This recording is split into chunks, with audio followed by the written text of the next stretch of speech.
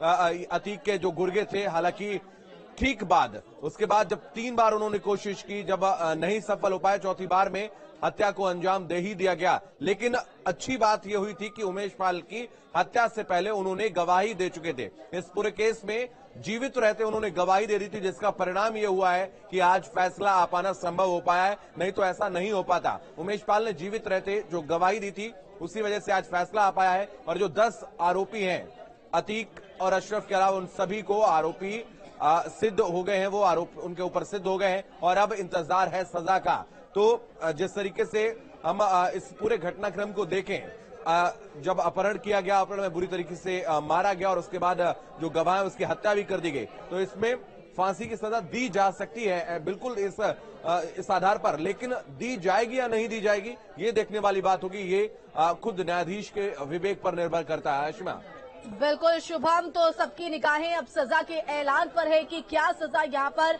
सुनाई जाती है। तो अतीक जो है वो पहली बार दोषी करार दिया गया है, अतीक समेत 10 अन्य आरोपी भी दोषी करार है। और किस तरह से हर एक हलचल वहां पर बनी हुई है, ये न्यूज स्टेट पर सबसे पहले हम आपको दिखा भी रहे हैं और बता भी रहे हैं। तो माफिया अतीक समेत 10 अन्य आरोपी दोषी करार दे दिए गए हैं। अब कोर्ट जो है वो सजा को लेकर अपना रुख जो है स्पष्ट करते हुए नजर आएगा। तो कोई भी किसी व्यक्ति का अपहरण करता है, अपहरण के बाद किसी भी व्यक्ति को हिरासत में रखता है और ऐसे व्यक्ति को मौत या चोट पहुंचाने की धमकी देता है या फिर उसके आचरण से एक उचित आशंका पैदा होती है, ऐसे व्यक्ति को मौत या चोट पहुंचाई जा सकती है। इस संदर्भ में मौत की सजा या जीवन कारावास जुर्माना के लिए उत्तरदायी हो सकता है। तो अब ऐसे में इस पूरे संदर्भ में किस तरह से कोर्ट अपना रुख स्पष्ट करता है और अतीक के 17 साल पुराने गुनाहों को हिसाब किताब किस तरह से होता है, इस पर सबकी निगाहें लगातार बनी हुई है। और 2 दिन से लगातार न्यूज स्टेट पर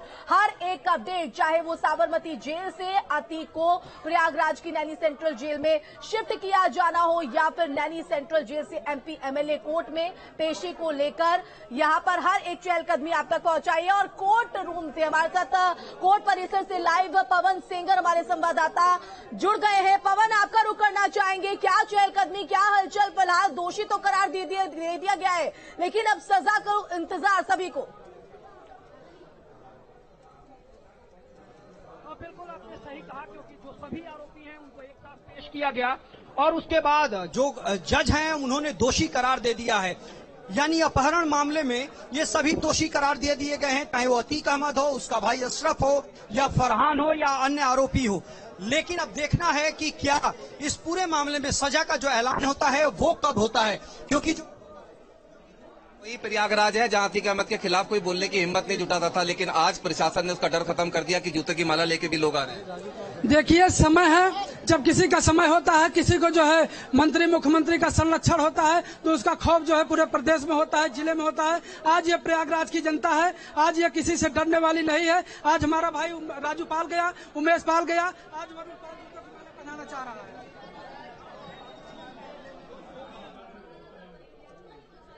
तो देखिए, समय बदलता है, समय परिवर्तित होता है और साफ तौर पर जब साबरमती जेल से प्रयागराज लाया जा रहा था, उत्तर प्रदेश अतीक अहमद को लाया जा रहा था, उसके चेहरे पर शिकन डर जो है वो साफ तौर पर दिखाई पड़ रहा था। पवन, एक बार फिर से आपका रुख करेंगे, क्योंकि कोर्ट के रुख पर सबकी निगाहें लगातार बनी हुई है। लेकिन समय बदलता है, क्योंकि यही वो प्रयागराज था जहां पर अतीक की तूती बोलती थी, अतीक का खौफ था। लेकिन अब लोगों का जो डर है वो दूर हुआ है और 17 साल पुराने गवाहों और पूरे गुनाहों को लेकर कहीं ना कहीं हिसाब किताब होता हुआ नजर आएगा। और समय बदलने की जो स्थिति है वो साफ तौर पर आज की इन तस्वीरों से नजर भी आ रहा है। पवन,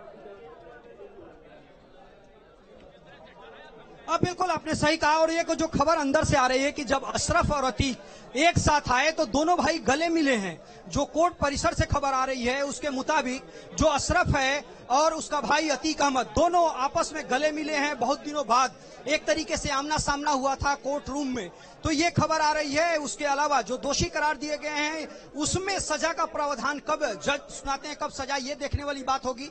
आज क्या उस मामले में फिर से विचार किया जाता है या फिर जो है कल सुनवाई की जो बात आ रही है वो कल सुनवाई होगी। लेकिन जो बड़ी खबर यही है कि अशरफ और अतीक अंदर बहुत दिनों बाद मिले तो एक दूसरे से वो गले मिलने का काम किए हैं अंदर, और कोर्ट परिसर की ये खबर है अंदर की।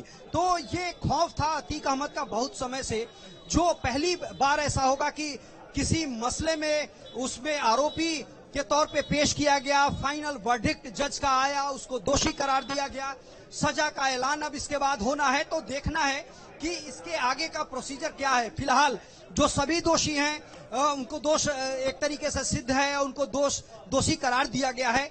लेकिन जो अलग अलग धाराएं हैं उसके बाद एक पेपर जो है वो सर्व किया जाता है उस पे सजा को लेकर के दोनों पक्ष को। तो अब देखना होगा कि इस पूरे मामले में, क्योंकि बार एसोसिएशन ने और तमाम सारे सेंसिटिव मसले को अहमद, अशरफ और फरहान समेत अन्य आरोपी कोर्ट परिसर में मौजूद हैं और अब इस वक्त की ये बड़ी अपडेट, अतीक अहमद पर फैसला सुना दोषी करार। हमारे सहयोगी शुभम एक बार फिर से आपका रुख करना चाहेंगे। माफिया अतीक अहमद दोषी करार, सबसे पहला कोर्ट का ये बड़ा रुख। बिल्कुल आशिमा, ना सिर्फ अतीक बल्कि अशरफ और जो सभी 10 आरोपी हैं वो दोषी करार दिए गए। और इस वक्त की बड़ी खबर आपको बता दें, अतीक का भाई अशरफ भी दोषी करार दिया गया है और जो 10 अन्य आरोपी हैं वो भी दोषी करार दिए गए हैं। दिनेश चंद्र शुक्ल जो कि जज हैं उन्होंने ये फैसला सुनाया है और अब देखने वाली बात होगी कि अग्रिम कार्रवाई क्या होगी।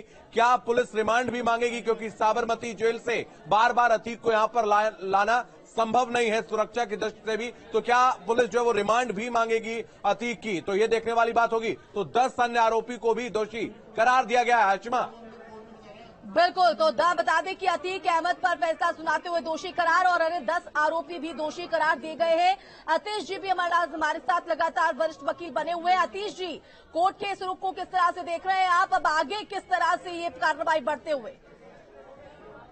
देखिए, नॉर्मली तो अगर और किसी का मुकदमा होता तो आज कितनी साल की सजा करनी है वो आज नहीं होती, परंतु क्योंकि ये अतीक इनका मामला है जहां सिक्योरिटी का रिस्क है, पुलिस को जेल के इनको लाने ले जाने में बड़ा रिस्क रहता है, लैंड ऑर्डर की प्रॉब्लम होती है, इसलिए मेरा ये मानना है कि आज ही इनको कितने साल की सजा का ऑर्डर भी आज ही कर देंगे। नॉर्मली हालात में और कैसे होते तो उसमें आज नहीं करते, इसमें टाइम दिया जाता है, पुलिस को भी टाइम दिया जाता है, प्रोसिक्यूशन को, कि भाई वो अपने केस की तैयारी करें कि भाई कितना जो है पनिशमेंट दिया जाए, ताकि वो अपने सारा इनकी बैकग्राउंड को देखते हुए ये सारी चीज आर्गुमेंट। बिल्कुल अतीश जी, लौटेंगे आपके पास। हमारे साथ कोर्ट परिसर से लाइव जुड़े हुए मनविंद्र, उनका रुख कर लेते हैं। मनविंद्र, क्या सुगबुगाहट, अतीक समेत तमाम आरोपी दोषी करार?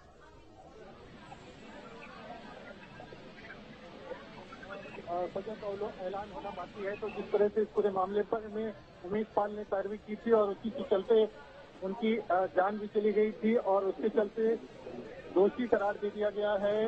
और हम कह सकते हैं कि अब इस पूरे मामले में सजा, सभी आरोपियों को सजा का ऐलान होगा और थोड़ी देर में कोर्ट इस पर तय करेगी कि सजा का ऐलान कब होना है। सजा का ऐलान कब होना है तो देखना ही होगा कि इस पूरे मामले पर किस तरह से चीजें जो है वो निकल करके सामने आती हैं। और कह सकते हैं कि दोषी करार दे दिया गया है। सभी आरोपियों को सजा का ऐलान थोड़ी देर बाद हो सकता है, तो थोड़ी देर बाद सजा का ऐलान होगा।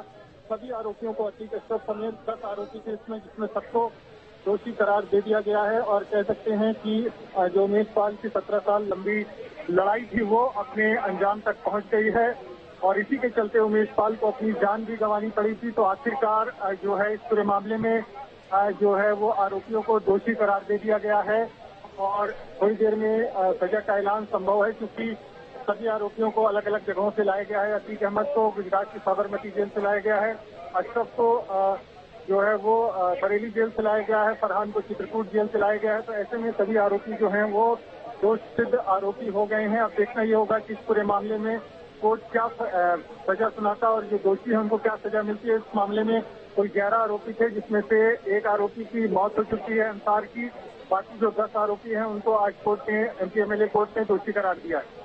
बिल्कुल, आप कोर्ट परिसर के बाहर मनविंद्र बने हुए हैं, कानून के जानकार भी वहां पर होंगे, उनकी तरफ से क्या कुछ कहा जा रहा है? क्योंकि सभी के जहन में, सभी की जुबान पर उम्र कैद या फांसी, ये बड़ा प्रश्न चिन्ह है। जी बिल्कुल, सजा का ऐलान जब थोड़ी देर में हो जाएगा उसके बाद ये स्पष्ट हो जाएगा कि आखिरकार इस पूरे मामले में जो दोषी हैं उनको क्या सजा दी जाती है।